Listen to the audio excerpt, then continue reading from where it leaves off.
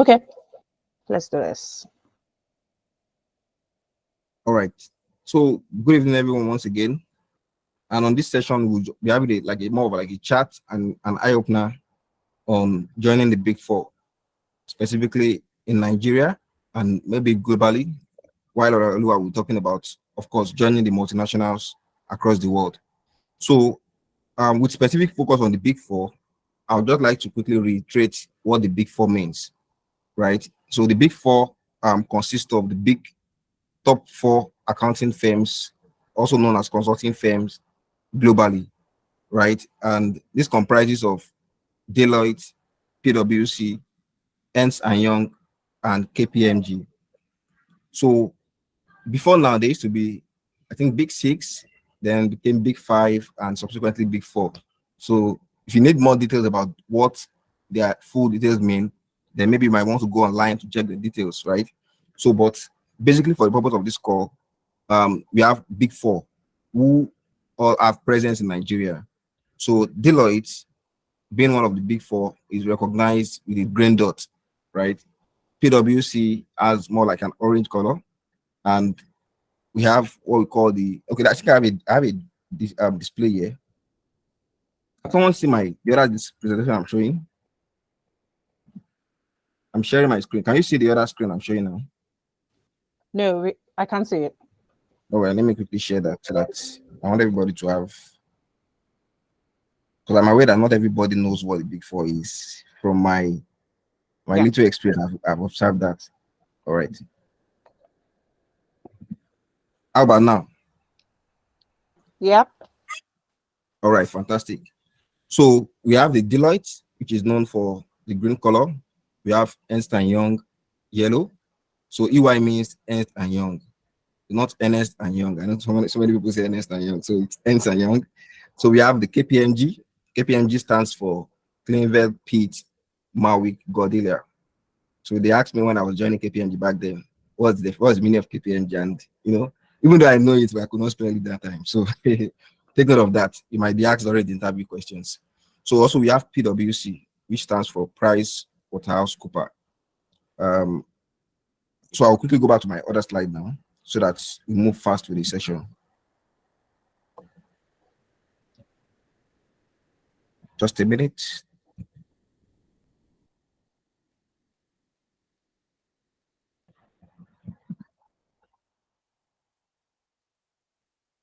All right. So going back to the discussion now, I'm going to be talking about the sizes, right? You might not be interested much in how much revenue they make, how much staff they have, and the likes. So those are more peculiar to the people that wants to do business with them. And some people might also be interested in terms of looking at the long-term career goal with the firm.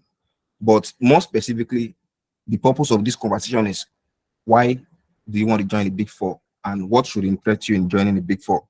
So benefits of joining the Big Four. So the Big Four has so many advantages. I was recently at one of the top foremost universities in Nigeria, and when I was sharing about these Big Four in departments that they have in the Big Four, the units and the likes, everybody was just like, wow, never even knew these things exist, right? The knowledge has always been that it's accountants and tax persons that work in the Big Four. But surprisingly, let me tell you that there are so many skills that you can bring on board, and you will definitely find a place to fit in the Big Four. Whether you study engineering, you study mathematics, you study even Yoruba, you study social science, irrespective of whatever you study, there's always a place for you in the Big Four, provided you have an open mind to learn, right? So it has complex projects, chance to work with talented professionals, and there is no discrimination in the Big Four. So whether you have, in terms of discrimination, I mean your department, whether you studied accounting, studied English, study whatever you study, as long as you can demonstrate the required skills that is needed on the job, right? There is no discrimination in the Big Four. So now emphasize on training so the training and development aspect of the Big Four is one of the most fascinating aspects that I love most, right? Personally, I can tell you that an associate in the Big Four, let me just use the word in quotes, an associate that is very, very intentional in the Big Four can quickly rise to become a top professional in the industry, right? because the skill set that you develop within a very short time in the Big Four, someone that has spent 4 or 5 years in the industry might not have that kind of skill set. And personally, I've experienced that. I've had like a hands-on experience where I was able to do some things on Excel and people could not do it. People that have 4 or 5 years ahead of me could not do it. So the Big Four has so many skills that you can gain in terms of training packages, self-development packages, and the likes, right? And we also have international assignments. So people that are interested in having international assignments, trying to travel, especially people that are into modeling and the likes, they go on recurrent trainings outside the country. So if you're interested in having that kind of experience, joining the Big Four would be a very fantastic one for you. So we also have the part of professional development opportunities. Now, on this aspect, looking at being able to track your progress, right? Where do you want to be in the next 5 years? That question, if they ask you that question in an interview, trust me, if you're in the Big Four, you can easily have an answer to it. If they ask you as an associate, where do you want to be in the next 5 years? You can tell them, I want to become an assistant manager, I want to become a manager in the next 5 years, because you can track your progress while you are in the Big Four. So we also have another key aspect, which includes ability to specialize, right? In the industry, it's most likely that you'll be doing the same thing all over and over again.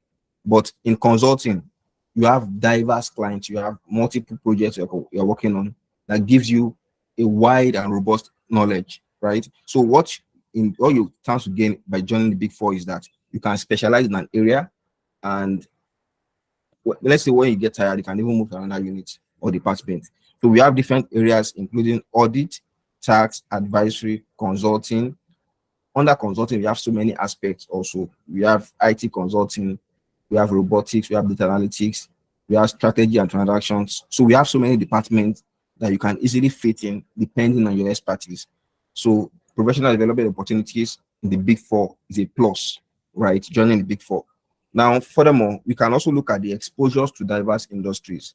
So prior to joining the Big Four, I never knew there was something like even though I know there was industry, right? Sectorization, I never knew what it really means. So by the time I joined the Big Four, I knew what the consumer and industrial market means, right? I know what the energy sector means, what the financial service industry means. So, and what this does is that it gives you a deeper knowledge about an industry.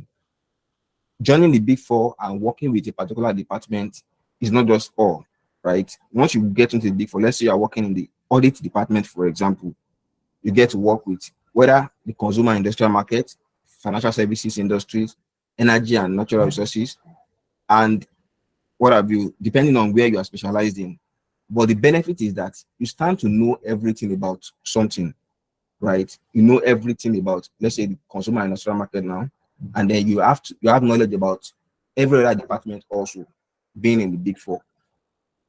So I'll be running very fast because of our time, so that I can cover the other aspects too. So networking and collaboration. Yes. So I used to say this to my friend when I was joining the Big Four, gave me a lot of exposure. I was able to meet a lot of people that I cannot even imagine I can meet them. And I was also talking to someone recently that almost all the building on that Awolowo Road, Ikoyi, I've entered almost all the building by the virtue of just working with the Big Four, right? It's a very interesting experience seeing the topmost, like biggest buildings, and you have access to those places just because you have clients there. So working in the Big Four give you that kind of exposure. Now, networking and collaboration. I have many of my clients. I know that at least one or two, if they see this link, they will definitely want to join, right? So it gives us ability to network and reach more people, and then be able to develop your skill sets alongside. Then also joining the Big Four gives you valuable connections. So for example, if I need to do something in Abuja now, by the virtue of the name of my brand, right, I can use it to get some access. Even at the airport, sometimes you can use your company's name to get some access, right? They don't need to do some scanning, especially in developed countries. So let me say much on that. In developed countries, when you mention your brand name, your firm name, there is high chances that they just let go of some things, right? You guys know the law. So now requirements to joining the Big Four. Requirements. So what I just said so far was just like an insight into why you should join the Big Four. Now, the requirements to joining the Big Four. So joining the Big Four, especially in Nigeria, requires that you have the following. One, educational background, right? And not just educational background, you should have a BSc, bachelor's degree in relevant fields. So some of the Big Fours accept HND, right? That's your higher national diploma. Big Fours such as PwC accepts HND, Deloitte accepts HND. Likewise, EY, Ernst& Young accepts KPMG.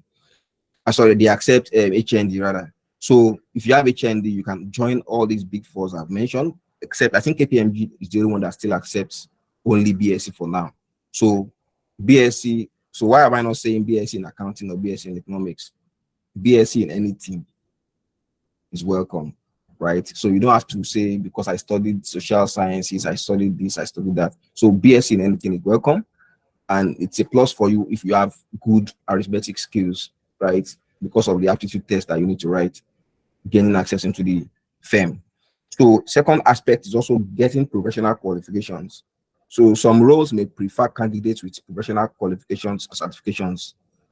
Roles such as, certifications such as ACCA, CFA, CPA, ICANN, depending on the level you want to come into. So if you have all these certifications, they give you a pedestal, right? Something you can leverage on, and you also get more chances of being selected to come in, right? Even though it's not like a disadvantage if you don't have it, but if you don't have it, you most likely be considered for entry-level role, especially if you don't have experience. Now, moving on, relevant work experience. So number 3 item is relevant work experience. So some people have a very strategic career line, right? So gotten some experience that is relevant to the industry. I don't think you need to go and start from the scratch again. You can just apply for experienced IR roles, and trust me, you'll get it, provided you have the relevant experience. So for you to get this experience, I know somebody that's on this call might be wondering, I'm still in school, I just finished school, how do I get experience IR role? So, well, if you're just finishing from school and you want to get experience IR role, that means you must have commensurate work experience that can help you get access to joining a Big Four. So moving on, I think we have one more point here. So the core skills. So the requirements for joining the Big Four, you also need to have some core skills. These skills might not be specifically put out there on the interview invite, right? But they are things that are being tested at the point of you coming in. So if you don't have these skills, there is chances that you pass the test and you don't come in. So there is a huge volume of people that apply every year. At least I've been on a couple of the panel that does interview, and I know how many people are being interviewed and those that eventually scale through despite passing all the tests. So core skills that you should have includes strong analytical and problem-solving skills. So this is very required. You also need to demonstrate the ability to analyze information, be able to provide interpretation to information, and being able to think on the spot, right? Be able to create solution on the spot. Then you're also required to have excellent communication skills. Yes, very important. You can't afford to be a shy person or nervous person trying to work in the Big Four. You need to be bold, right? You see many people out there on the TV, not just on the TV, right? You also, before your clients, you need to have that confidence. So those are the things that are being tested at the point of you coming into the Big Four, and you need to know how to develop yourself around those points. Now, proficiency skills, right? Those ones, accounting software and the likes, maybe not 100%, but if you have it, it's a plus for you. So all you just need to do is, especially for entry level roles, all you need to have is the zeal and passion to learn, right? And then have the relevant qualifications, they are good to go. But for experienced IR roles, you need to have some, of course, core skills, proficiency skills around the key requirements for the role that you're coming into. So then professional competencies. So this includes work ethics, right? Adaptability, ability to meet deadlines. So like I mentioned to some of my new colleagues that I just joined, so the Big Four can be very, very demanding, right? there could be times that you just say, personally, there are times I just say, I'm not doing this thing again. I just want to give up, right? But then it is that strong will, that personal conviction that makes you stand firm and then help you to keep going. So joining the Big Four, you need to prepare your mind that you need to have some adaptability skills, work ethics, and ability to meet deadlines. Now, the last point I'll be talking about is the career structure in the Big Four. So I've talked about why you should join the Big Four. I've talked about what now? I've talked about why you should join Big Four. I've talked about the requirements to join in the Big Four. And then the third item now we're talking about now is a career structure in the Big Four. So I like the class to be very interactive, but no problem. Maybe after the session we can have question and answer part of it. So the career structure in the Big Four, it's one of the things I love about the Big Four, right? You are able to track your progress. You are able to measure your milestone and where you should be in the next 1, 2, 3, 4 years. So in the Big Four, we have different career levels, and the overview of them, I've brought it here. I don't know if you can see my screen. I think it's a bit small. All right. So we have the. All right, you can see it. Thank you. So we have the entry level or junior position. So depending on the firm you're working with and depending on the country, they usually have different titles that they call the roles. So you have associates, you have junior analyst, you have analysts. So like I mentioned, any of the Big Fours use different titles for the roles you are occupying.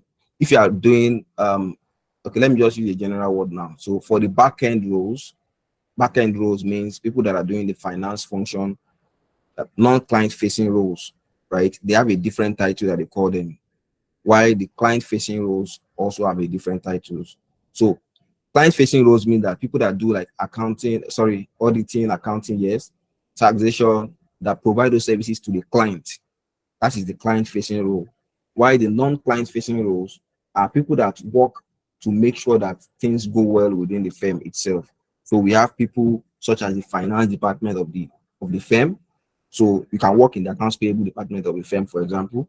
We also have people that are into the marketing aspect, business development aspect, people that are into market research and the likes. So those ones might not necessarily be client facing. They'll just be back end and working to help the company achieve its own goal too. So we also have, so on this associate role, this is like the first level that you'll get in. So if you are in your first year of joining the Big Four, you'll most likely be an associate. Provided you are not an experienced hire, right? You'll most likely be an associate. And like I've stated here, this role is for graduates and maybe a bit of people that have experience, but which are not really relevant to the role. So we have people like that, BSc, HND come in, and then you have an associate role. So we also have the next level, which is the experienced hire or mid-level positions. Under this experienced hire, we have, okay, so let me break it down to make it easy. Experienced hire can be either semi-senior or senior or above. So semi-senior means that someone so depending on the firm, like someone like KPMG now, we have associate, we have experienced staff associate, and we have semi-senior, right? In a place like EY, we have associate 1, associate 2, then we have senior 1, senior 2. Somewhere like Deloitte, we have associates, I think associate 1, associate 2, associate 3, depending on the levels, right, that they have in the firm. Like I mentioned, it's not the same thing in all Big Four, but the structure and the style is the same thing. So when you are coming as an experienced hire, you can either be associate 2, associate 3, senior 1, senior 2, and the likes above. So experienced hire means that someone in the second, third, fourth, majorly someone in the third year of experience is considered an experienced hire. Then above. So we also have, now under this experienced hire, it's important that I also mentioned that you can either come in as semi-senior, senior, that's under senior, we have senior 1, 2, 3. Some people have only senior 1 and 2. Then we have assistant managers, right? All these levels are considered experienced hires. Now we now have the manager roles, the manager position. So this manager position, like I've described it here, can be either be manager or assistant manager, depending on the region. So In Nigeria, we have assistant manager and managers. In the UK, I'm sure we also have assistant manager and managers. Some just have senior PB and then we have managers. So managers are responsible for leading the entire team, right? Managing client relationship, executing operations of the company, and also managing the subordinates under them. Then we also have senior managers and associate directors. Senior managers and associate directors. So the senior managers, this is people in the like it's so depending on the country, like in Nigeria now, if you're having about 7 years experience, 8 years experience in consulting, you should be looking towards becoming a senior manager around your 8 years experience. So then that senior manager role also, it's just like the word manager, senior manager. So it's someone that is just in the next level of the manager cadre and asks more experience, more, of course, more projects are entrusted into the person's hand, and then they are able to manage more key complex projects for the firm. So from senior managers, you get promoted to the associate director, right? And as an associate director, you're just like a level to the partner level. So associate director, you also act in the capacity of a partner, manage multiple engagements. You are the face of the firm to some projects. And subsequently, after 2-3 years, depending on the firm, so there are so many unique characteristics that determine promotion. So, but it's important that you note that these levels are like subsequently occupied as you progress. So when you become after senior manager, you become an associate director.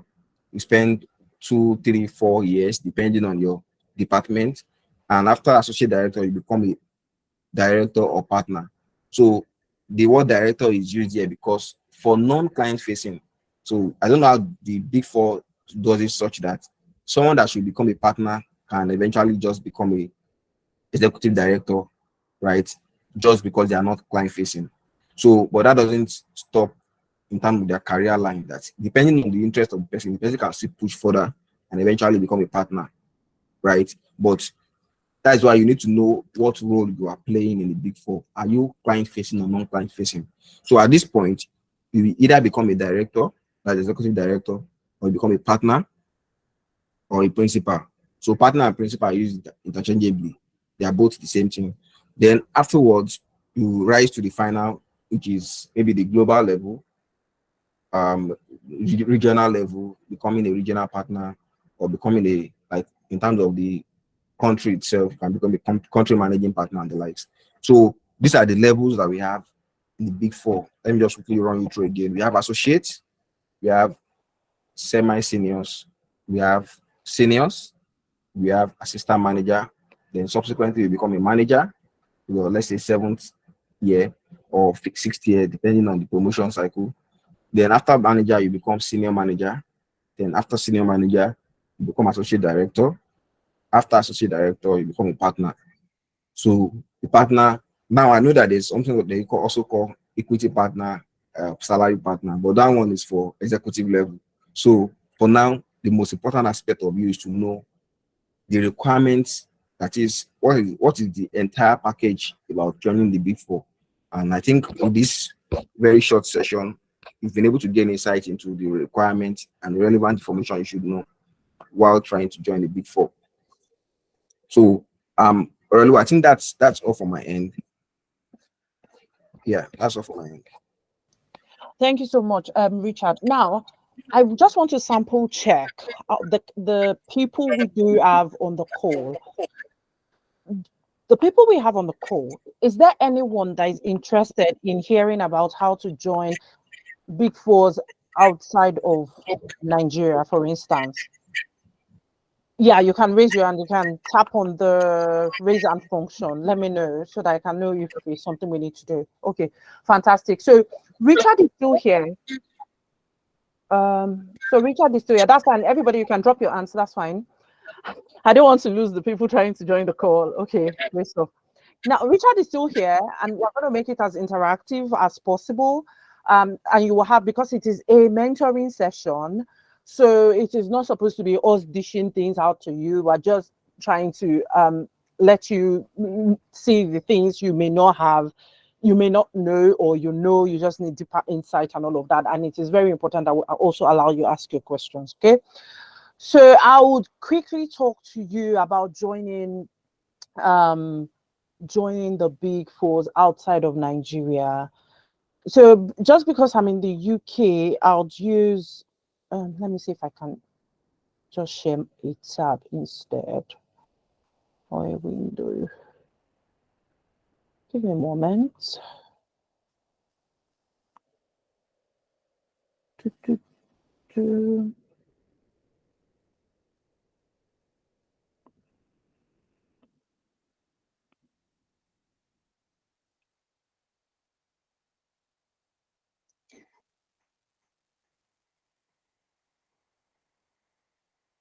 Fantastic.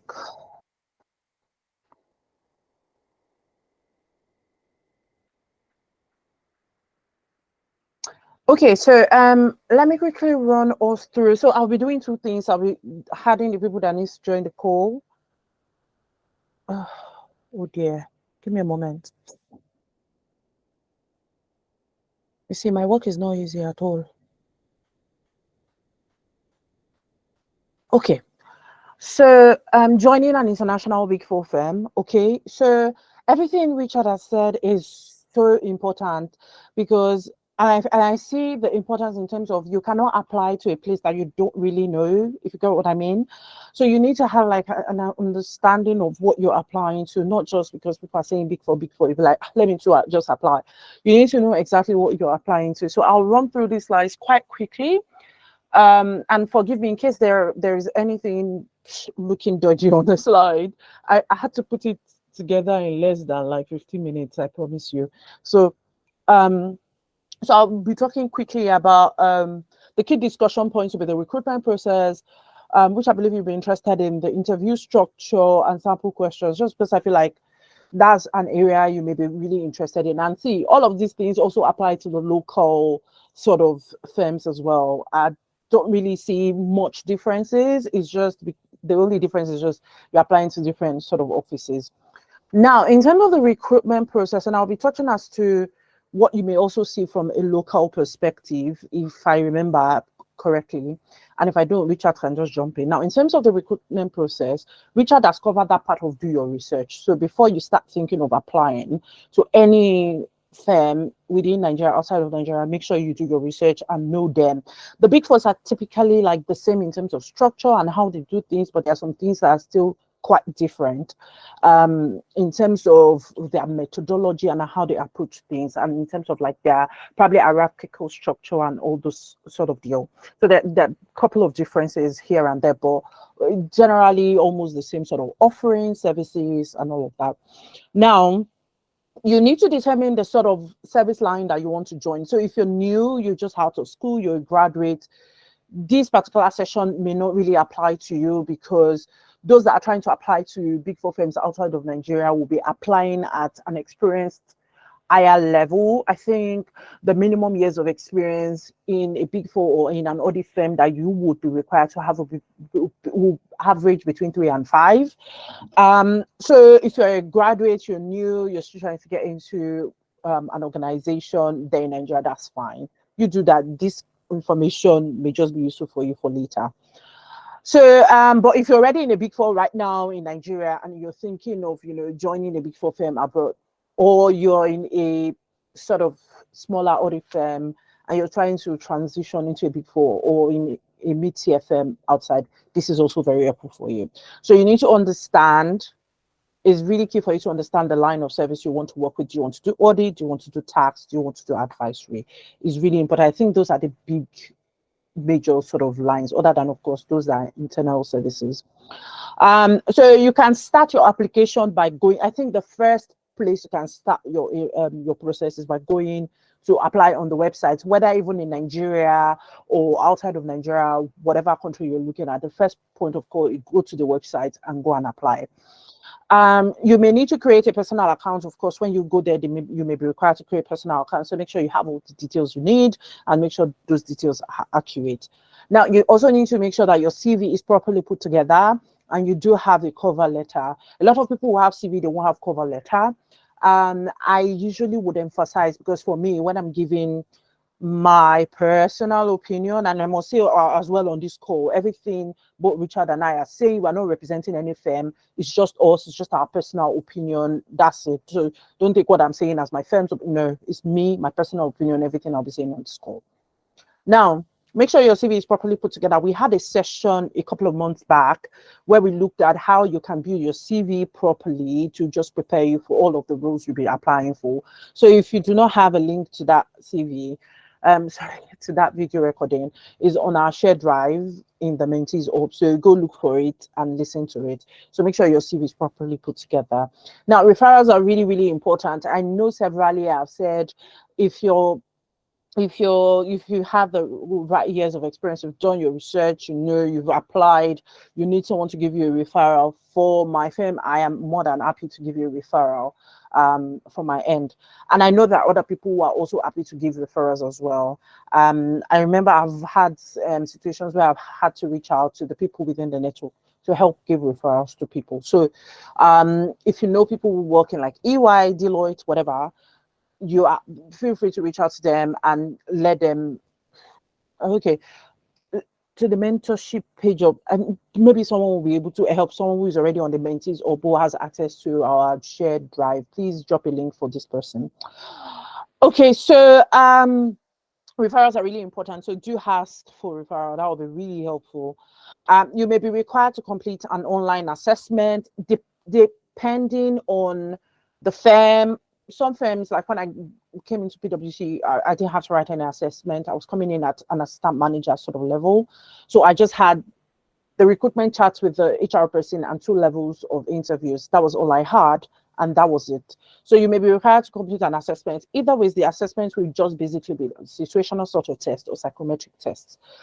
So you can't go wrong with 2 things: GRE, GMAT, or situational tests. Basically, you can't really go wrong there. So just make sure that you practice. I know a lot of people come into my DM to say, "Oh, I've been called to write a test. What do I need to do?" You don't need to ask me or anybody. Just go and prepare, because tests are tests, GRE, GMAT, all of those kind of things. Just know what sort of test you are expected to get.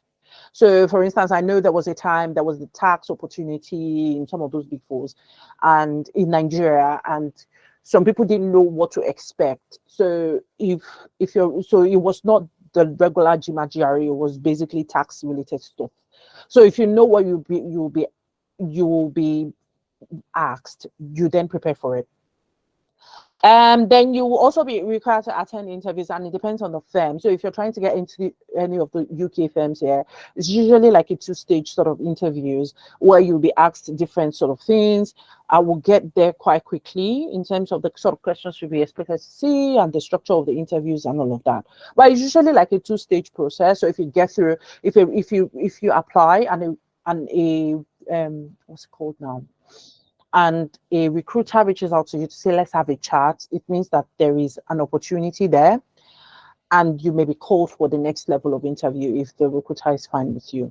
So you'll go, the first stage is usually like, it depends. The first stage is usually like maybe a senior manager will chat to you, or a group of managers, and the second stage is usually a director, most likely a director, to be fair, will chat to you as well.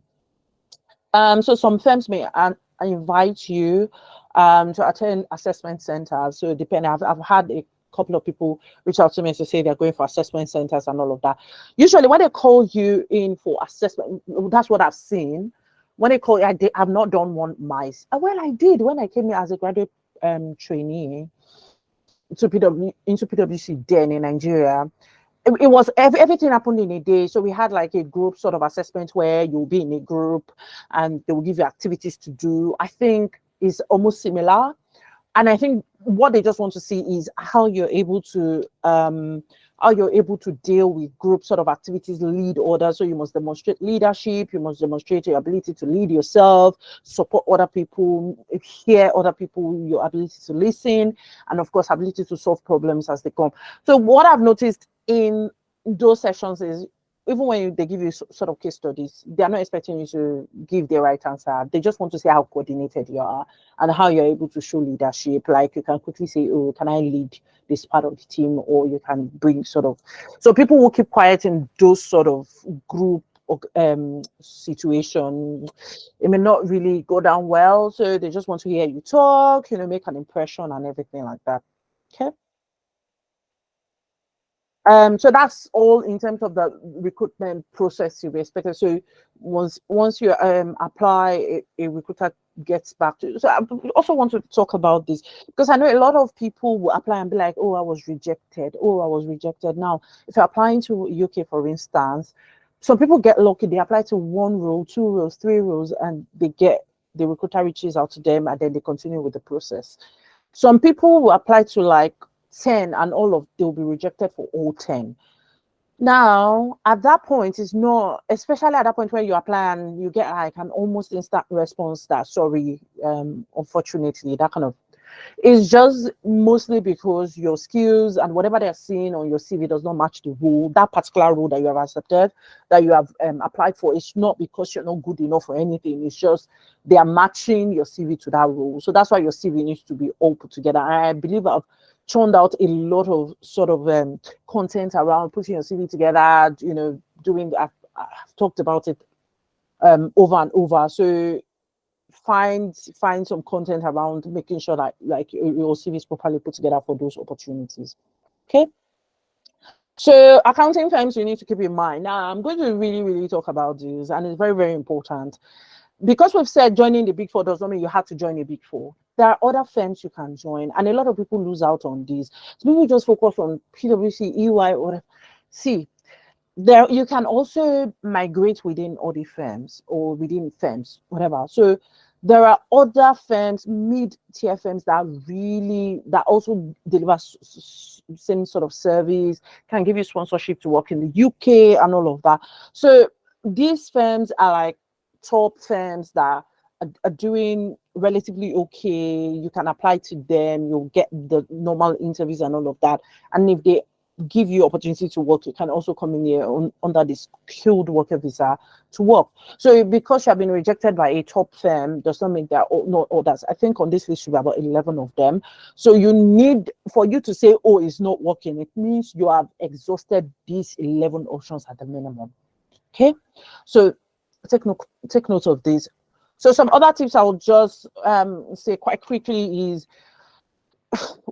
we have a very beautiful way of saying, oh, it's a recruitment chat, don't worry, just be yourself, come. Say lie. Once they say it's a recruitment chat, it is a proper interview and you need to be ready, and you need to prepare. Even recruitment chats with like HR. So usually the recruiters, they are not technical accounting people or technical finance people. They are not. So there is a very great opportunity there to really impress them, because they will want to try to ask you technical questions. They will just want to see if you're fit for them to hand you off to the main interviewers. So if you're not impressing them, so you need to be collected, you need to be calm, you need to be confident. So if you're not once you get that call or once you get that email to say, oh, I'll give you a call so day or whatever, find a good spot, make sure your network is doing great, then talk so fluently and so in a way that you can really impress them. And you don't need to do too much to impress a recruiter. Trust me, you don't. If you know your onion, you don't need to do too much. And then one of the questions they will pretty much ask you is, why do you want to come to the UK, or why do you want to come to Canada, or why do you want to come to whatever island, whatever. And I remember someone said to me that a recruiter asked them why they wanted to leave Nigeria and come to the UK, and they said, oh, there's inflation in Nigeria, the government is not good. Of course, the recruiter is not going to call there, because the recruiter is not about to be a medium of jackpot for them. The recruiter is not going to, no. So in that kind of situation, you can then start talking about how you've gained extensive knowledge and whatever around the sub-Saharan sort of experience, the African experience. You do have it, the kind of that sort of geographical sort of experience you do have it now. You want to, have more sort of international experience, and you feel like you'll be a good fit for the organization. You've worked in this place and this place and that place. I remember in my own time, I'd worked with PwC, yes, but I had left PwC. So I remember they were trying to ask me why I may be the best fit. And I was ready for them, because I said to them, I'm like, compared to the other people you will be taking on board, I have like complete sort of experience. I'm like a full sort of professional. I've had the Big Four experience. I've also had the industry experience. I told them about my experience being able to, sit on boards, manage the cash flow of a startup, different things. So I was able to, coordinate my stuff together, and it made sense. So be prepared for all of the sort of questions you be asked. Just be prepared.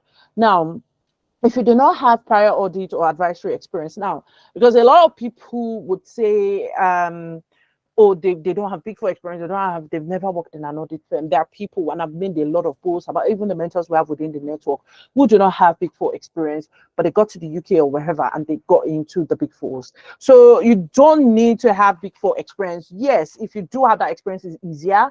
But if you don't have the Big Four experience, you just need to, you just need to put in more work to show that you're the right fit, basically. So, but you yourself, you need to check, where do I align? So, for instance, someone is an internal audit person and you've had over like, say, 6-7 years of experience being an internal audit staff in different sort of financial services organization. Off the top of my head, that we do provide internal audit services. Most Big Fours do, or all Big Fours do, actually.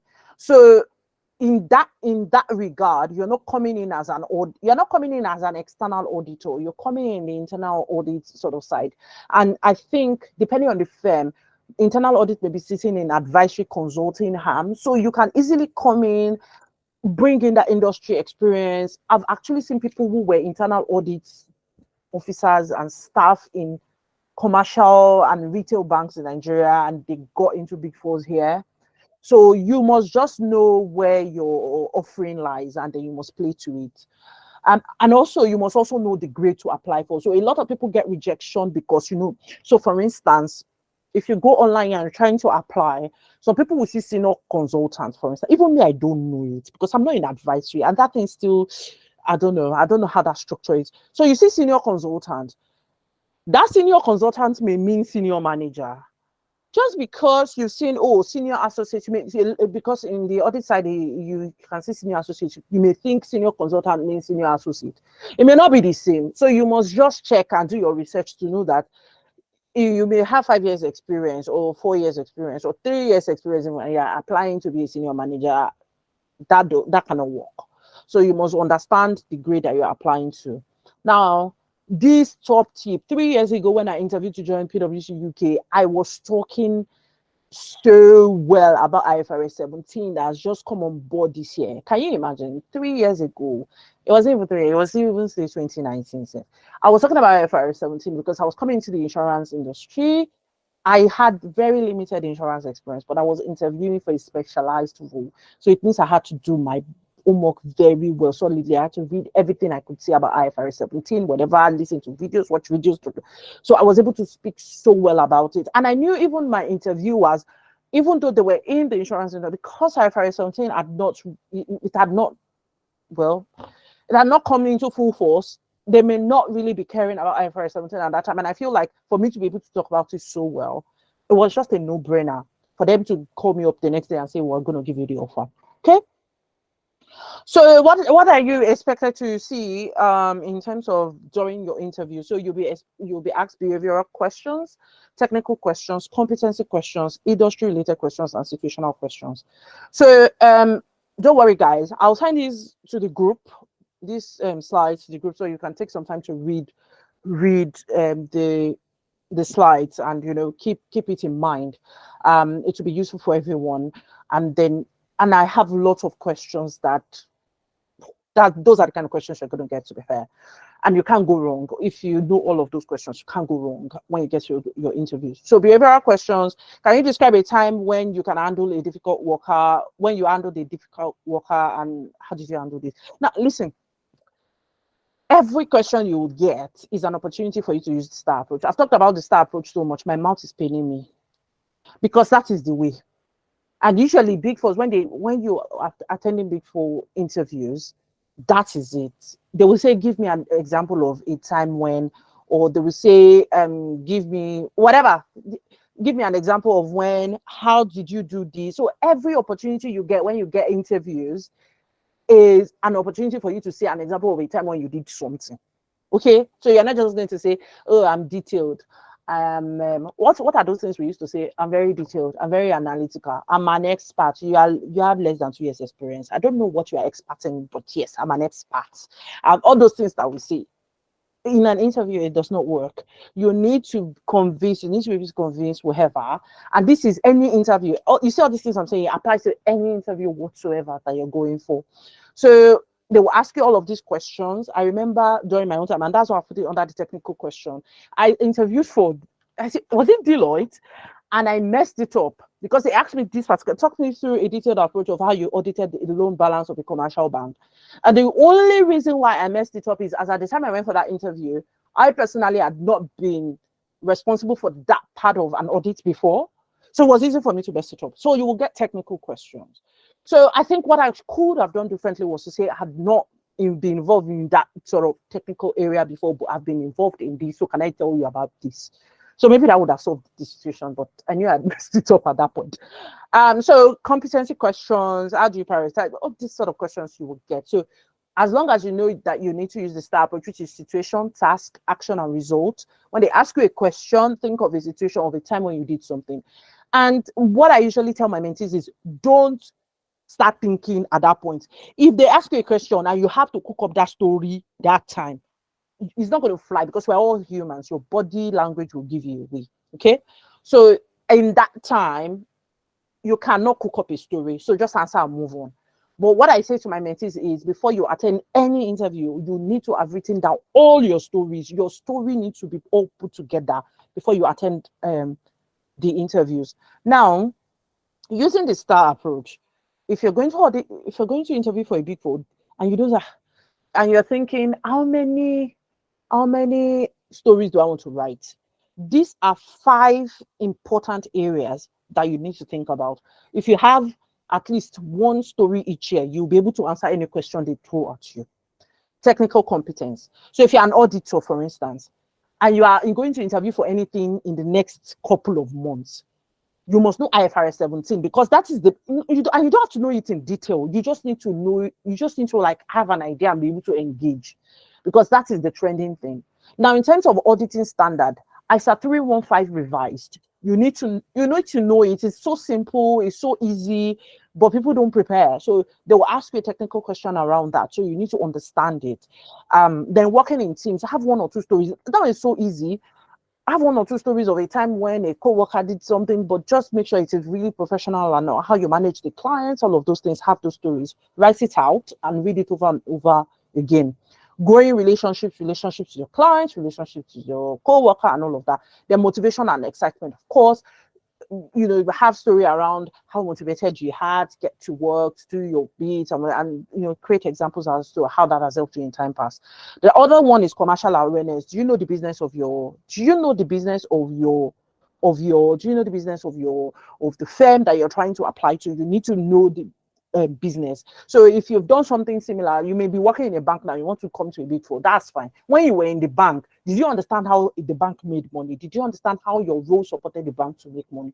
Explain it there. They don't expect you to know their business into it, but if you can explain how your role leads to making money or reducing costs, or the things you've done around that, that would be very, very helpful. So also I have a story around why you want to join that particular firm. This one, they don't miss it. They must ask it, because they will be like, why are you coming to EY? Why not Deloitte? Why not? Do you understand? I know, say, oh, I applied to Deloitte as well. They did not just take me. So that's why I've come to EY. They will not take you to. So just have your story around it. Maybe their values, maybe whatever, just have that story around it.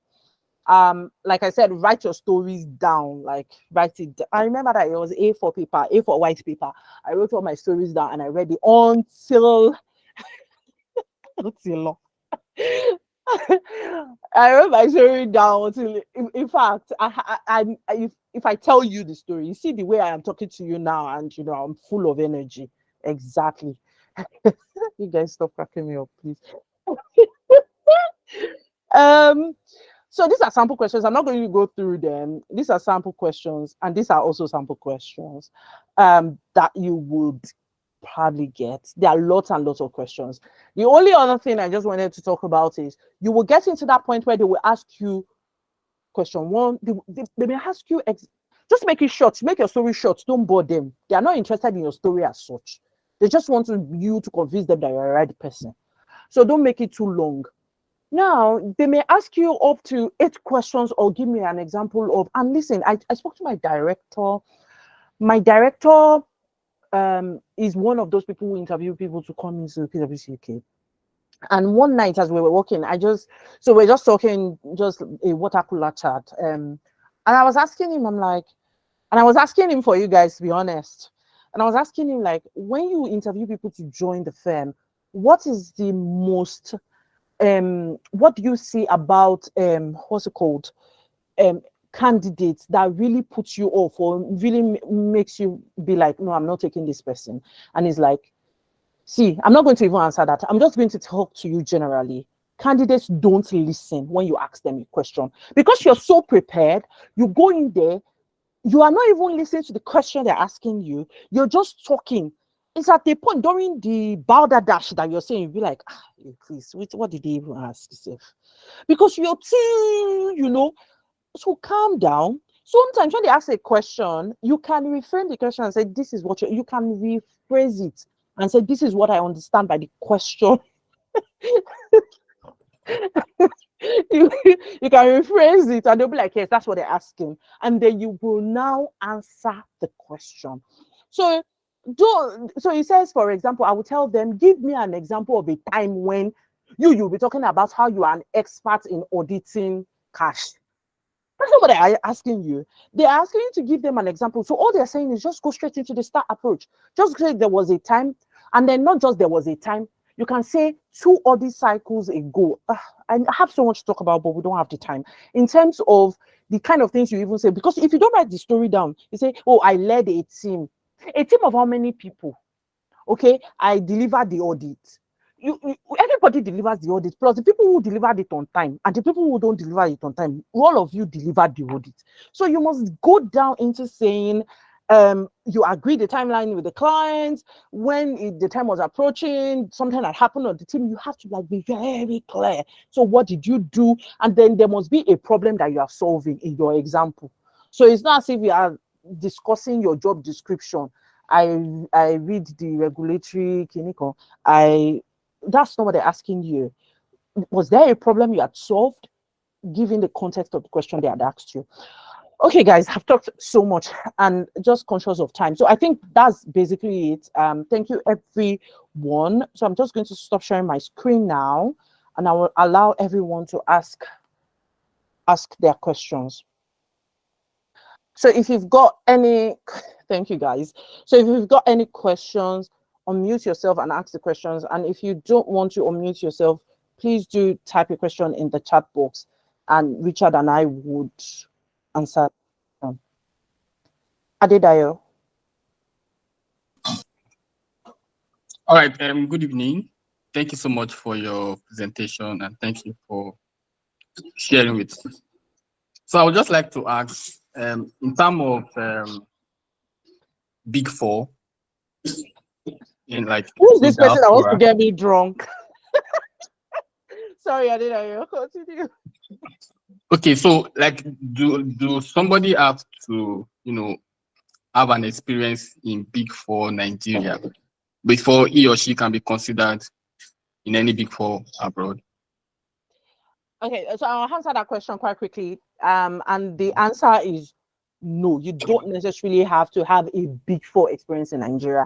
Even if you are in a small services firm, for instance, there are mid-tier services firms in Nigeria. There is Mazars, there's Grant Thornton. There are even small firms that we don't even know. There's SIA or whatever. There are people who from, because I personally, as I'm part of the onboarding team in my unit, everything I do, guys, I promise you, I'm having you at the back of my mind. Sometimes when I chat to the new intakes, I ask them, where have you come from? And I'm asking for a purpose. I want to establish the fact that you don't have to have come from a Big 4. So if you come from a smaller services firm, if you're working in financial services generally, you just need to understand what service you're doing now. So I understand that there are some services or some units you may be in that it may be so difficult just because Big 4s don't do it. So for instance, someone who works with like a pharmaceutical industry in maybe quality control, sort of supply. I know there is the advisory side of supply chain management and all of that, but in that sort of situation, it may be a bit tricky.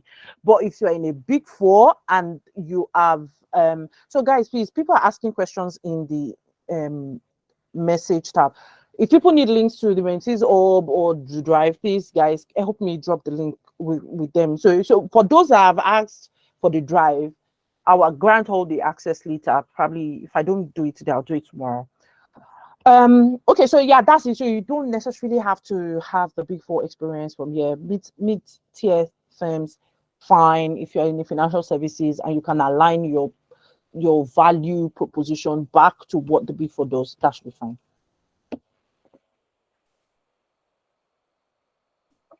Thank you so much. Okay, yeah, no worries. Hopefully I've answered that question. Real one.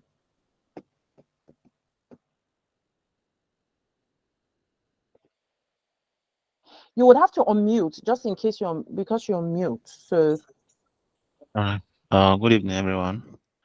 Hello. Thank you, kudos to Richard for the wonderful presentation. And I think what I actually want to like get clarification on is the fact that I would say that I'm not the friend that have experienced it. I think some of my friends have also experienced that. Okay, can you hear me now? Yes. Okay, I said I'm not actually the one that have experienced these stuff. I think what some of my friends also have experienced it. Like for example, maybe somebody applied with one of the Big 4, and the person was opportune to be scheduled for an interview. After the first stage and second stage of that interview, for a rational person, if you've already undergo 1 or 2 stage of interview, actually you'll be expecting a feedback from them, whether if it's successful or not. But I noticed at times, someone will not receive feedback even after some years or months. Like, okay, what happened? I did interview for the first stage, I did for the second stage, and even still yet to get feedback from them. But I think this is something that also we even give the person that was being interviewed a balance in terms of the outcome of the interview, whether it is successful or not. It's better you receive that regret mail to know the certainty of it and say, okay, it's fine, I will move on with it. Than you didn't hear from them, then they tell you anything and you are hoping and you are not hoping at the same time. So I don't know why such thing used to be like that in some instance. I'll allow Richard to talk to this, but my own perspective is simple. When it comes to mentoring, I personally focus on what I can control. This thing is an industry-wide thing. It's not only related to the Big 4 firms. I can make excuses for them by saying if they tell you, sorry, you have been rejected or whatever, if they send you that email, it may be the case that they are putting that process on hold. It may be the case that nobody has received anything, so they may be putting that process on hold, or they may just be putting you on a waiting list of, okay, maybe they may be thinking, okay, in the next 1 month or so this is going to happen. So I understand that there should still be effective communication as to don't give up just yet. We're still looking at where to fix you up with if that all happens or whatever. I understand, but best that's why for me, I don't like, if I'm going to apply for a job, for instance, I'm not going to just have 1 or 2 or 3 jobs in my pipeline. I would have multiple, such that if you say no, I don't really care. You move on to another and you move on to another. So if you want to move from just having 1 in the pipeline and then that really gets to you just because that one they are not coming back to you on, you may want to think about that. But we can't really control what they will do in terms of HR. So, but Richard, I don't know, do you have other perspective as to this? Okay, yeah, thank you very much. I think you've already hit the nail on the head, right? It's good to focus on what you can control rather than what you can't control. So if I'm providing a response to your answer now, trust me, it will not be a general response, right? What is obtainable in other Big 4 might not be the same thing as obtainable in where I work. So, but what you should also watch out for is that where you are very confident that you've performed well at the interview, you can always send a reminder email. And I have a personal story, not me per se, but I have a very good friend of mine. We both got into KPMG back then together, right? We wrote a test, we passed, and for one reason or another, she was not called back. So apparently the email, right, the email that was used had some, all this. Let me just, for example, my name, Okunola Richard, right? So I should now write, my own email is Okunola O Richard. And as a result, when they were sending the success letter, they sent it to Okunola Richard, just thinking that that's my email, right? So apparently the other person did not get the mail. I got the mail. And when I got in, I just had to follow up with Richard. And this one lady, she didn't even get any feedback on it. And they were like, oh, let's check who that person is. And by the time we checked it, the person actually got qualified to enter the firm, right? But just because the email was wrong, that was where, and it was fixed. So sometimes when you don't get any feedback, it's always good to do a follow-up mail, right? If you are confident that you actually did well, you can send a follow-up mail, and that might give you a positive response. Or at worst, they'll tell you that you're not qualified, right? But like she has mentioned, focus on what you can control. And if they've told you you didn't pass, don't pester them with emails and saying I actually passed. So you can't do that. So that's just my own view. Some people can do that and tell you that they actually passed. So just prepare very well for the interview. We've gotten the tips to prepare very well and go and scale it. Thank you so much, Richard. And this thing that you said also applies to if you're applying to Big 4s outside. The recruiters sometimes, just because they have a lot to do, sometimes you need to follow up. I remember following up myself because you just see a period of silence. I know you're hearing anything from them, so you just send them an email to say, hey, I'm still here. What's going on? I just wanted to check up on you. Hope you're fine, and just check up on the process. I remember checking on them for one. I think at that point I'd even gotten an offer. It was during like to get me ready for my visa processing, and she just went blank. I'm like, you're not going anywhere, or in my mind. And I sent her a message like, oh, I'm so sorry, I've just had a lot to do. Don't worry, I'll put you on my mind now, that kind of deal. So yeah, I agree 100% with Richard. Follow up, but don't pester. It's really important. Okay, so I'm going to come to all the questions in the chat box, but let's have Toluwa.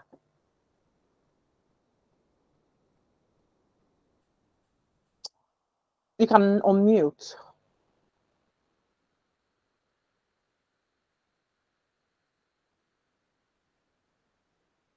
Okay.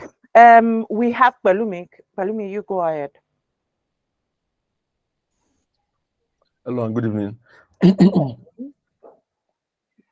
Yeah, so the question I want to ask is for most of us who are recent graduates and are preparing or looking forward to serve in any of the Big 4, or for those who are already serving in any of the Big 4. So here is it.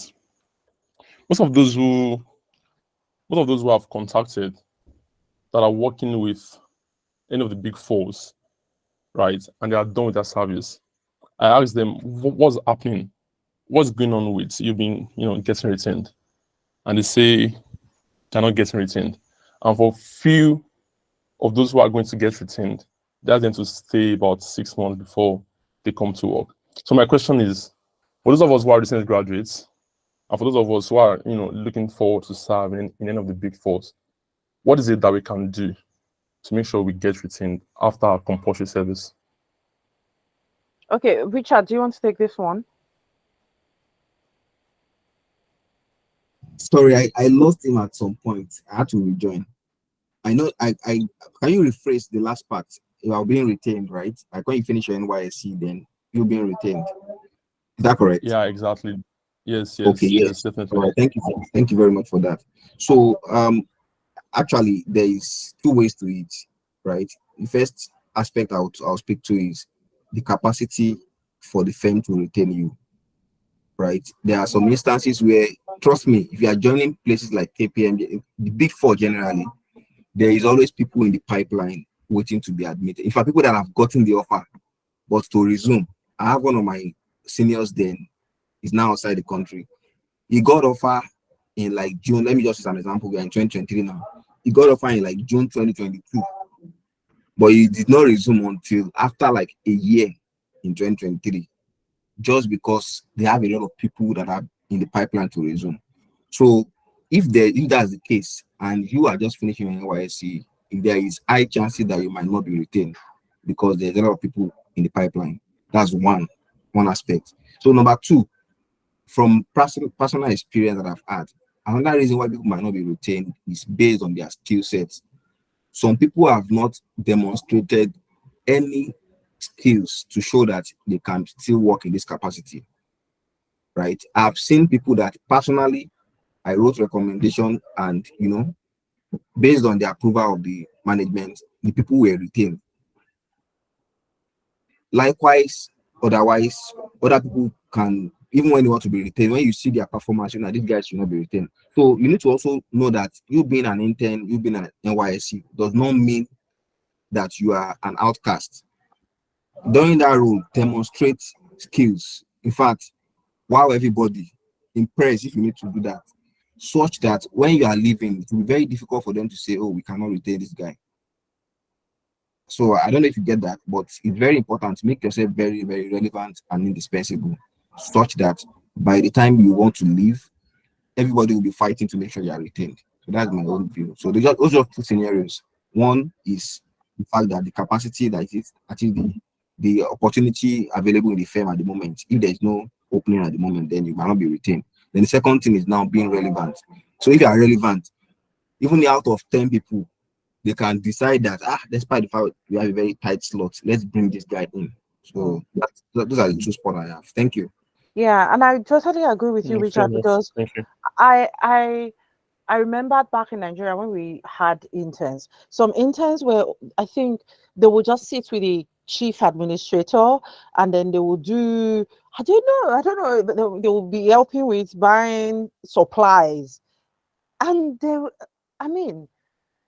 you could do more. You could ask, like, so you'll be in the office, all of the team are outside at different client sites. If you're really ambitious, you want to say, please put me on one of these clients. Let me, show yourself, basically.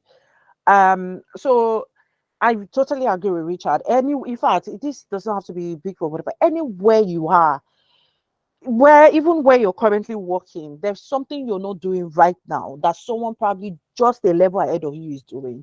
Show interest, because when push comes to shove, and maybe they want people to go or whatever, it will be so difficult to let you go. So, and that's where motivation and excitement comes in your daily work. Is very important. Another thing I'll say to you, Pelumi, is this, that I don't know, but I think then in PwC, even if you had served or you had interned in PwC, you still had to do the normal graduate entry process. So if you get into one of the firms where you still have to go through that normal process, it means that you need to start getting ready in terms of like GRE, GMAT, whatever is required. You need to start studying and putting yourself. You need to start to put yourself in that situation where if you have to do an assessment and interview, you would pass quite easily. Another thing that I know happens with Big 4 firms, I don't know if it's general, is that a lot of people, you have to do performance review process. So when all people are doing that performance review process, make sure that you join them. Make sure you ask for feedback for the work that you're doing. I think that will also be quite helpful. Okay. Let me take this question. Thank you. No worries, Palumi. Let me take this question that Miracle has asked. She is asking, is the career path in tax, is it promising even outside? So this tax thing, if anybody here, if you're here, you get an opportunity to be in tax in Nigeria. And the good thing is, Richard, are you not even in tax? But I'll take the question. I'll probably come back to you, Richard. Please. A lot of people are saying they don't want to do tax because by the time they want to japa, they will not be able to japa with tax. It's a lie. It's a big lie. The difference between tax in Nigeria and tax in the UK, once you're in an audit firm, in fact, you can be taught. Technical stuff can be taught. There are a lot of people that every day they are getting opportunities to come to the UK and to other Western countries to practice tax. The same tax that we have in Nigeria was taught to you. If you come here, the basic knowledge should be. I'm not in tax, so I can't even speak to it. But I feel like the basic knowledge should be the same. The only thing is when you come here, you start reading up stuff, and probably you even need to take maybe 1 or 2 exams in terms of if you want to move to maybe ICAEW or whatever, if you're interested. But I've seen people who did tax in Nigeria and are doing tax here. And listen, this jackpot thing, like I used to say, is just a periodic thing. 15 years ago, 10 years ago, nobody was doing jackpot. A time will come when you'll be begging people to travel. They will say they're not interested because of how Nigeria will be. I mean, who was thinking about to leave Nigeria 10 years ago? So don't. And I said in one of the video recording I posted to the group, I said, don't make long-term career decisions based on jackpot. I want to do a career now that will help me jackpot in the future. What if what you're doing now is not sellable in the future? 5 years from now, it's no longer sellable. I mean, we're in the era of ChatGPT and AI. And so you can't base your career on your plan to jackpot. What if the future comes and you cannot jackpot, maybe for personal situations, for personal circumstances, maybe you even get married and maybe your partner now has this very fantastic sort of opportunity in Nigeria that is making you more than enough money for you that you can't even travel, and it can even be anything. So tax is good. Build your career there if you can. But if you get into it and you're not enjoying it, it's a different sort of ball game, and then you can move. But Palumi, I'll come back to you. Richard, do you have anything to add to what I've just said? Yeah, very interesting because I'm actually in the tax practice. So for my personal experience, I can tell you for sure that there is no limitation at all. At all. In fact, many of my friends, I've even seen someone that left tax in Nigeria and tax to the US. Just last month, tax in Nigeria and tax to the US. So, and I've also seen tax in Nigeria, tax to UK, so many. So there was a time I actually wanted to switch to audit, right? I was thinking that the people in audit are able to migrate faster. But when I spoke with my mentor, and they were like, and trust me, that is part of the reason why you should have a mentor, right? Part of the work we are doing here right now. And it was like, guy, you already have good face in tax, you have knowledge, you have all-round experience. What I would just advise is you get more skills around maybe audit.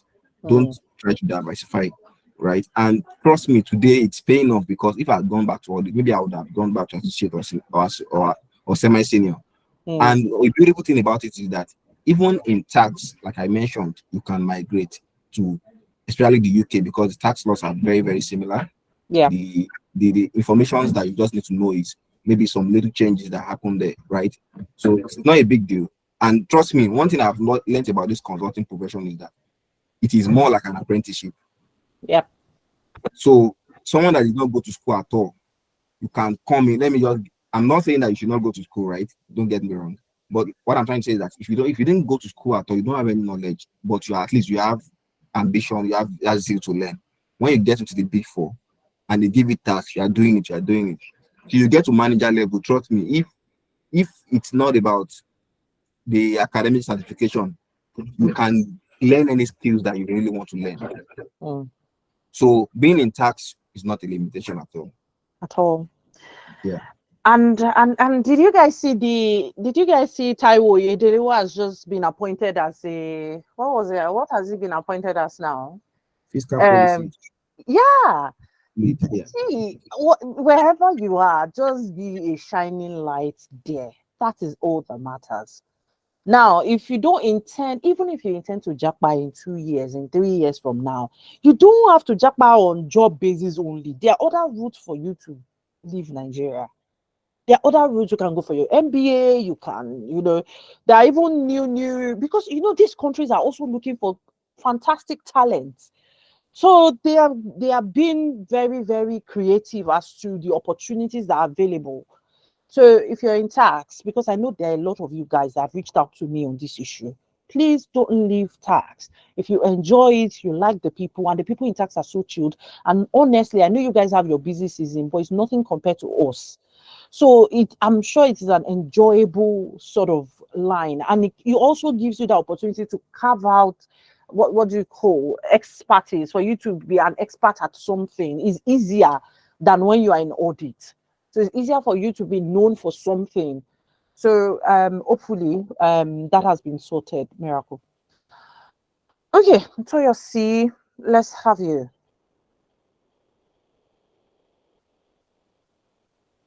Toyosi, if you're talking, you're on mute. And let's see how we can wrap this up by 7:30, please. I still need to travel home.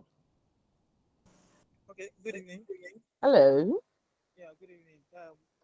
My question is just based on if someone wants to transition, I'm just asking about the fact that maybe you want to transition from being a receivable or payable officer into a specialized No, account. Toyosi, I don't know if I can't hear you clearly. It's like your voice is very low. So what about now? Can you hear me now? Yeah, we can manage now. Can you hear me now? Yes. Yeah. So like what I'm saying is that if someone wants to move, like you want to deviate, like specialize into one area in accounting, like for instance, financial reporting accountant or financial reporting manager. In that instance, what advice can you give such a person? Like, is it that even after running for ICANN program, is there any other professional certification someone can actually venture into, or which area in finance departments can build someone up so that you can actually go in that career path? Thank you. Okay, so I'd say it's good that you've got that self-consciousness that being a payables or receivables officer is not something you want to do in the long run. So that's really helpful. Having your ICANN is good, more than enough. I know we have a knack for writing a lot of exams, but I feel at that level, what you should be thinking about is experience. That's what you need, a good quality experience that sometimes you can't even find in the books. So you may also need to be thinking about your current organization. Is that where you need to be in terms of you having the right experience? Because sometimes the issue is not your certification or whatever, it's because you can't grow more than what you're exposed to. You can't grow more than what you're exposed to. And exposure comes from the books you read, the things you watch, and obviously what you do, basically. So you can start thinking about it. And everybody, I need you to listen to this. Really, is really important. Because we're talking about the Big Four does not mean that is the only thing. Where you are right now, there is a firm or there is a company that you can work with that can give you a higher level of exposure than what you're currently exposed to right now. That is the next place you need to be in the short term. So even everybody, a lot of people are applying to the Big Four. The Big Four cannot take everybody. It's obvious because the Big Four are limited in terms of what they can do themselves. So while you're trying to, so you always, I tell my mentees, you have this two-pronged approach. Where I am, so for instance, if you are working with Adigun and Co right now, is there I've just accepted Aisha Adeboale, so I'm going to use that name. So is there an Aisha Adeboale and Co that is known more than my Adigun and Co that I can join that will give me that sort of exposure? Apply there and move to that next level and move. And so as long as you're showing growth in terms of, so don't just stay in one place for years and years, especially a place that does not have there's no growth prospect or anything. Okay. So if you're doing your ICANN or you've done your ICANN, yes, there are other exams you can do. I used to tell people to write the CFA before, but the Naira is not smiling. So I don't advise it anymore, except, of course, you do obviously have the resources. If you don't bother. I don't know. But please, think about what's the next company I can join that will give me. So you are doing accounts receivable and payables. Maybe if you join another company, you become the FC. For instance, if you are the FC, you may now be charged with preparing the full financial statement, participating in some strategic calls and strategy meetings, and preparing the reports that can be used by board and all of that. So that's what you need to be thinking about. I want us to move quite quickly. So Toyosi, hopefully I've been able to answer your question. Okay, sounds good. Any other answer? No answer. So let's quickly go run through the chat to see the questions people are asking. Yes, ma'am. Thank you very much. All right, no worries. So how do you get the link to messages of someone would have shared? Please, what material can we use to prepare for tax and regulatory services graduate trainee role? Richard, do you want to take that one? Fentola is asking. All right, for graduate trainee roles, the truth is that there is no template question, right? Especially if you are coming for the interview level, there's no template question. So just read around the Finance Act, right? That is what is trending now. Finance Act 2019 to date, and you can just check the one-page summary. I think BDO has a one-page summary for those Finance Act. Check their website to get information on that, and you can also check other Big 4 websites also to just get a summary of those Finance Acts, right? And you are good to go. So your GMAT, like she has rightly mentioned, if you are doing the assessment stage, those ones will be very handy. Your GMAT and all those it is dragnet questions, a dragnet. So check those ones out for aptitude test questions. Yeah. Thank you so much. Dave is asking, I'm transitioning from education and IT instructor into IT security compliance. Currently, I'm interning with a consulting firm in the area of compliance and another in IT security. The two internships are remote. How do I chart my course into a Big 4? Thanks for the session. I would also like to be paired to a mentor. So, I mean, this question will have to take it in context, because you've done internships. So okay, let's just say you're trying to come in as a graduate trainee, because I want to think that internship is not like full sort of. So usually I know PwC does like once a year they do the graduate trainee program. I don't know about other firms if they do 1 year or not. I don't know if they do it once a year or do it. I know then KPMG used to do it like round year. I don't know what they do now. So but you just need to check.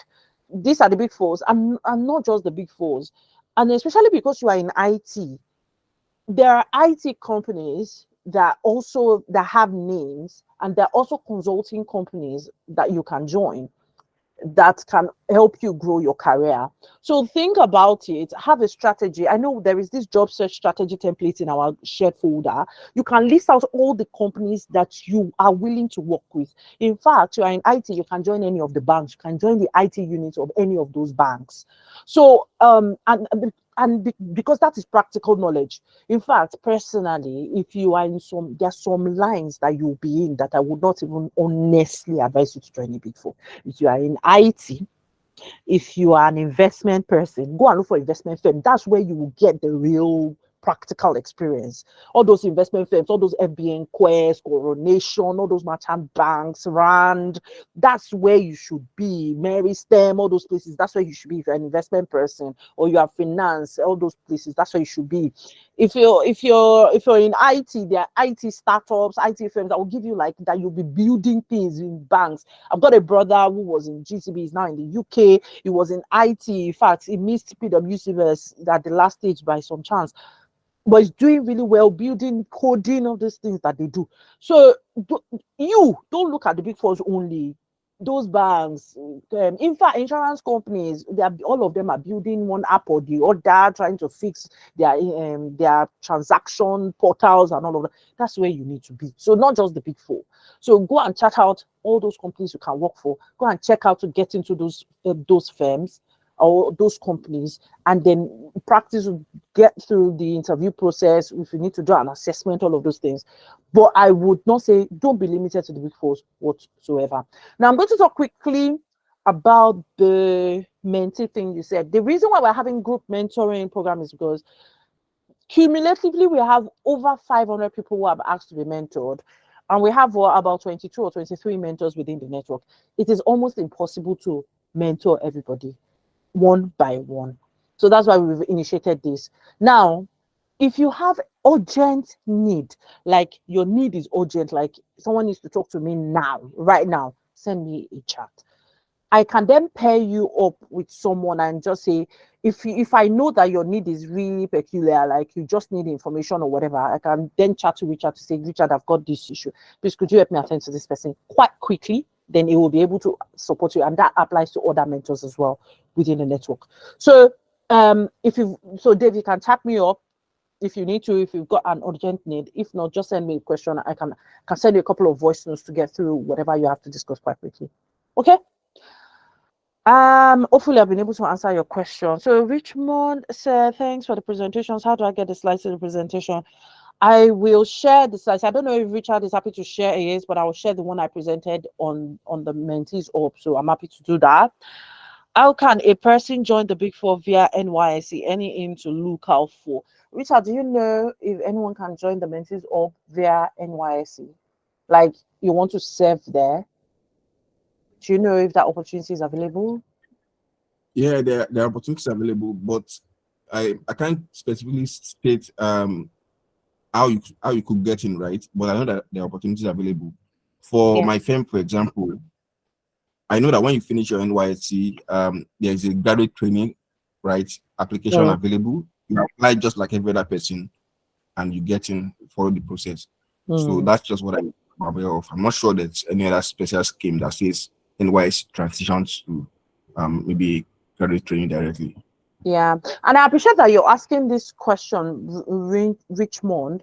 But do you too? You can do some sort of research. I know for internships and for NYSE, sometimes the what's it called? Advert is not usually out there like that. At least when I was in PwC, I don't know. I just know that we have interns. I don't know how they come in, to be honest. And I personally have not really seen although I saw one on LinkedIn today, and I was wondering, so it was not clear, is it PwC UK, is it PwC Nigeria, it was not clear. So do a bit of research. Sorry, it was not even you, Richmond, sorry, it was Queen says. Okay, I'm so sorry if I'm not pronouncing your name properly, please, but could you do a bit of research and let's see. But I think some of those social media platforms should have, especially, I don't know if we still have Naira Land used to be where people had information about these things then. So you could just do a bit of research. Toyosi says, Richard, you just nearly, thank you. Richard is saying his guys have gone. Okay, when it comes to graduate internships, what are the chances of someone that graduated with a high 2-1 being accepted into a Big Four as compared with first class graduates? And how do you determine the department or area to apply for? From my own experience, they say 2-1 and above. How many first? I don't think they would say, oh, first class people stay here, 2-1 people stay there. I don't think anybody cares about that, to be honest. Yes, it will open the door for you, but it is at the stage of interview, all of you have like equal chance of getting in. All of you, 2-1. No, in fact, you are even saying I-2-1. That's our problem in Nigeria. What is I-2-1? In fact, all this 2-2, 2-1 is a Nigerian problem. Or maybe African problem. Nobody cares about 2-1, 2-2, whatever. Nobody cares about that. In the Western countries, just go to school, get a certificate, and come back. As long as you've been able to demonstrate that you went through that process, you went through the 4 wall of a school, you can do just about what anybody can do. It's not even in this day and age when 10-year-olds are making millions of dollars. Who really cares about high 2-1, low 2-2? You have equal sort of whatever, like opportunities. So just when you get to the interview stage, interview properly. That's what matters. Interview properly. Be confident. Do everything we've said you should do right here, and you're going to get in. There are a lot of first class people that will not get in, and 2-1 people that are able to show that will get in. So I don't think it's about 2-1 or 2-2 or 2-1 or first class. Nobody really cares. I don't even know why they still care about 2-2 in Nigeria, to be honest. Okay, sir, Richard. Okay, you have a coach as yeah, exactly. He has answered. Someone is asking you, Richard, when will you travel? Wow, what are you waiting for? Very insightful, man. Thank you. You're welcome. Is there age restriction joining the Big Four via the experience hire route? I don't think so. Richard, have you heard of that before? Experience hire. I remember someone who was Okay. like, go ahead, Richard. Yeah, there are no age restrictions anymore. So especially for experienced hire, there are no age restrictions, at least in the Big Fours that I'm aware of. Yeah. Yeah, I'm not aware of any. It was the graduate training. I know before. I think PwC has removed the age restriction now. I think they have, because it used to be like 26 and younger or something like that. But I think they've removed it now because who cares? So but for Just to add to that, there's a concept behind that age limit. So I remember I got one offer with an industry, like as a manager in one of the industries, and I could not get to eventually settle it because of my age, right? So, and that's because they informed me that people that I'll be working with are quite older than me, and when I give them instructions, they will likely not want to obey it because I'm a more superior person than you in can't terms of even the join role. that kind of company, Richard. Exactly. What's So I had that? to just, I had to just, and it's a top company, it's a top company. I had to just back out from the recruitment process, and then So, but in the Big Four, they're trying to avoid something like that, where someone that is far above, let's say your manager now, you're now controlling the person to do this. So you are somehow constrained to instruct the person. So that's why age limit is there.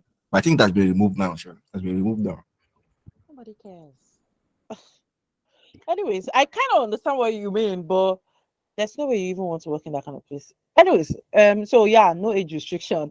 Is having tutu a total disqualification for someone getting into the Big Four as a graduate trainee?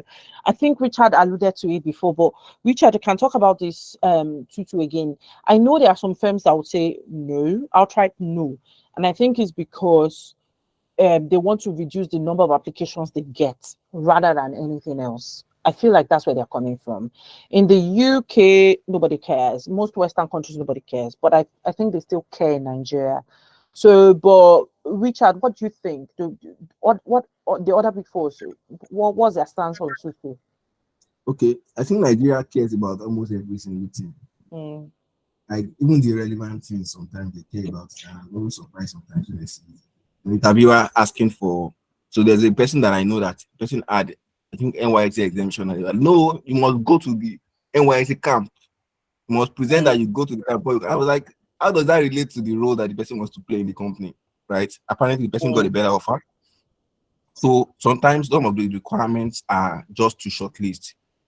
Right, and I remember Taiwo did post something that one time about when there was about this dichotomy between HND and BSc, and he said they've removed that from PwC. I think that was 2019 or 2020, and he said they've removed that from PwC. And what it has taught them, that thing is publicly available online, so you can check.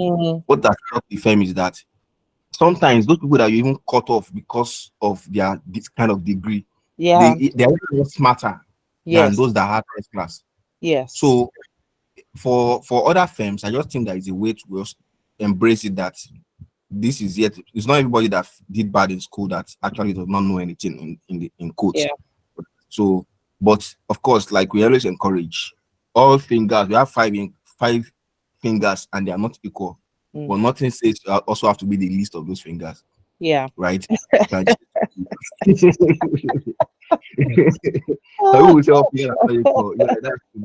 have to be those fingers. So try as much as possible to get 2-1 and above, right? And if you've made a mistake, let's say you have 2-2, you can do top-up programs, right? You can also do what we call doing a master's, right? Some people call how do I put it now?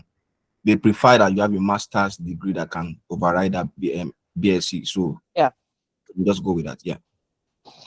Okay, sounds good. Thank you so much. I know, Richard, you've answered a couple of questions here already, so I'm not going to go to it, so we can leave here. So you've told them to contact, which is good. So thank you, Richard. All right, please, do you have a mentorship platform that we can join for further mentoring activities? This is the mentorship platform. This is where we are. So if you join the group, can someone drop the link to the group, please? Okay, someone has joined. Drop the link to the group. Let me check who sent that message. Homo, nice. So, Kemi Debbie. There is a link there that you can use to join the Mentees Hub. So on the Mentees Hub, I just post videos addressing a couple of questions coming out, one-on-one mentoring, whatever. If you have been allocated to a mentor, especially the initial first 300 people we had, if you've got questions, go straight to your mentor. The other people are in group mentoring sessions like this where you can ask all the questions you need to ask. If there is anything urgent, very, very urgent, you just need to discuss and you don't have a mentor, send me a LinkedIn message. Okay. So with respect to internship, one thing I believe is information and network is key. Yes, I agree. Especially about slots availability. Yes, I would have thought so myself. Yes, I totally agree with that, Uchena. Is it advisable to apply for a professional internship or pre-employment post opened in a Big 4 while already on academic internship day? You're on academic. If you're on academic internship, wouldn't you still have to do your service here? I believe all of the questions that we've answered would have provided, because I know for some of them, they'll be like, you can't apply unless you have like your NYSC. So I don't know how that works. So if you're already in, I don't know, Richard, you can drop a chat there to respond to Ate, Vera. And if you're talking about Nigeria, I think you need to serve first.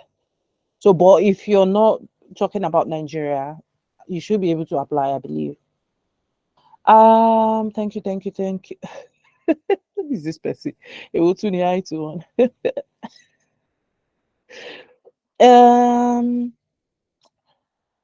Please, I studied chemical engineering, but recently I have the urge to develop skills in financial management and I've taken some courses on Udemy. I'd like to ask if taking courses and the likes are enough to position me for a role in financial industry. So, like I said, the best ways for you to get experience is for you to do the work. Yes, all of those courses will be very helpful for you, no doubt. But look for opportunities, apply to those roles, especially if you're going to apply. And it doesn't matter what you studied, like Richard said, your BSc doesn't matter when it comes to joining those firms. And there's another thing I want to say. See, guys, like I said before, there are mid-tier firms you can join. So if the first offer you're getting right now is from, say, TAC professionals, for instance, in Marina or at wherever. I started mine actually from TAC. TAC Waters Marina, they were paying me 40,000 then. I finished the first class. I had my ICANN. I finished my Serbian exams. I was like, oh, I've arrived. But hello, you start from where you are. So I got into TAC. They were paying me 40K. And I was there for a couple of months. And then I moved to Access. And then I moved to PwC. Can you see that growth? So start from where you are. So if the first offer you're getting is from one Anko guy, join the Anko guy, do all the best you can do, but make sure your eyes is on the prize for you to continue to grow. Okay. Hopefully I've been able to answer that one. In the case that you have sent an email to a Big 4 for the role of experienced hire, but no response, what can you do? Have you heard of, did we talk about referral? So get someone who is in that firm to give you a referral. If you know anybody within that firm, they can give you a referral. Is usually the quickest, easiest way to get into any of those Big 4s as an experienced hire. And then of course on their site there will be vacancies as well. The courses you took are good. However, if you consider ICANN or any other professional, yes, that's very good, Uchena. Thank you so much for that. I did not even think about ICANN. So that's true. If you really want to progress into finance or into the accounting area, yes, you should think about ICANN. Really good. Yes, at Vera, it's Cameroon, exactly. So if you guys don't do because sometimes I get what's called, I get distracted by thinking everybody here is from Nigeria. Everybody here is not from Nigeria. A lot of people here are from other countries. So if we in Nigeria, we do have this 1 year compulsory service to our country. We do within that 1 year, most organizations don't want to take you on board as a permanent staff because you need to complete that 1 year program. So in your case, you may not have that in Cameroon. So feel free to apply to any organization, Big 4, not so Big 4, that you can apply to. Can you provide us with the mid-tier firm's name and perhaps if they currently taking in personnel?